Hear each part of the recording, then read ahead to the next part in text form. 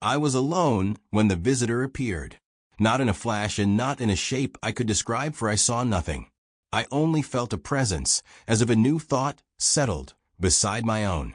A thought that introduced itself without words. It told me it had traveled far, though distance meant nothing to it anymore. It said it had come to speak about humanity, not as an outsider, but as kin. The visitor explained that its kind were not foreign creatures shaped in distant stars. They were what remains of humans who survived long after the collapse of every age we know. Ages built on rising towers, then shattered by our own hands. Ages rebuilt, then swallowed by deeper mistakes. Over time, bodies changed. Minds expanded. Tools became more like thoughts than objects. The visitor claimed that time itself softened and allowed movement through eras like water flowing backward around a stone. I doubted every part of it. I accused the presence of false stories meant to confuse or control.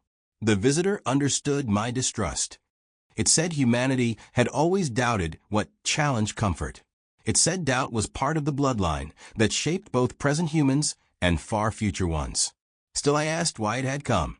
Why reach backward? Why find me at all? The visitor answered with calm. It said its people traveled through timelines searching for a specific moment when something crucial went wrong. They believed that error happened in our age. Something subtle. Something that seemed harmless at first. Something that later forced human evolution down a path that hollowed the soul and left only intellect without warmth. The visitor said my life intersected with that moment. Not through fame or greatness, but through a choice I had not yet made. A choice so small that no history book would ever mark it. Yet the visitor believed this choice rippled across centuries to shape a future where humanity lost something essential. I asked what the choice was. The visitor refused to answer. It said knowledge of the choice would change it. I asked if I was meant to fix the future. The visitor said no future can be fixed, only altered.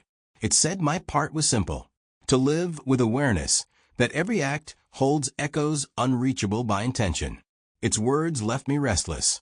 If the future species were truly human, then their mission to alter the past meant they hoped to reclaim something they had lost.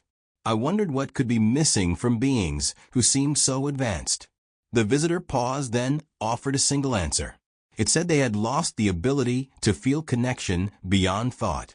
They no longer felt awe or love or grief.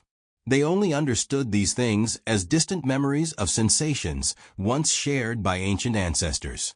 This revelation shook me. It felt strange to imagine a future where humans survived every disaster, yet lost the very reason survival mattered. Philosophers once argued that progress meant mastery over emotion. Yet the visitor insisted the opposite. Mastery without emotion became a hollow echo that searched the past like a ghost. I asked why they had changed so much. What force stripped them of feeling? Again, the visitor paused, as if thinking not with mind, but with entire being. Then it said something that chilled me, though it involved no cold. It said the loss of feeling began when ancient humans accepted a new idea that reshaped society. An idea so simple and small that most ignored it.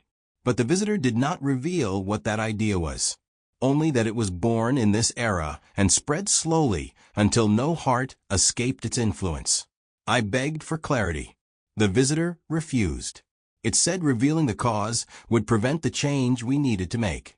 It said only that my small coming choice would matter more than I knew. Soon the presence grew faint.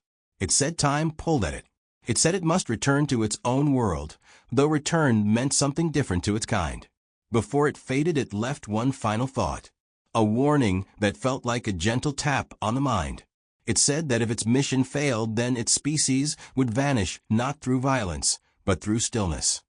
A stillness where humanity survived yet no longer felt human. Then it left. I lived with this truth for weeks. Every step, every word, every choice felt heavy with unseen consequence. I wondered whether I was being watched by future minds drifting through time. I wondered if other visitors walked silently beside other people, guiding them toward choices too small to notice. The twist came later when a message arrived in my thoughts. Not from the visitor, but from something else. A voice that felt fiercer and older. It said the visitor had lied.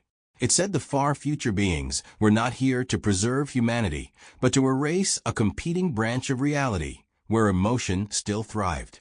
It said they were pruning timelines to shape a future in which their version of humankind stood alone. The voice claimed to be a remnant of another future. One where humans kept both reason and feeling. One where evolution took a very different path. It said the visitor came not to save anything, but to eliminate the possible branch that led to the voice itself. I asked which version spoke the truth. The new voice said truth was not important, only survival. It asked me to make a choice that would block the visitor's timeline and preserve its own.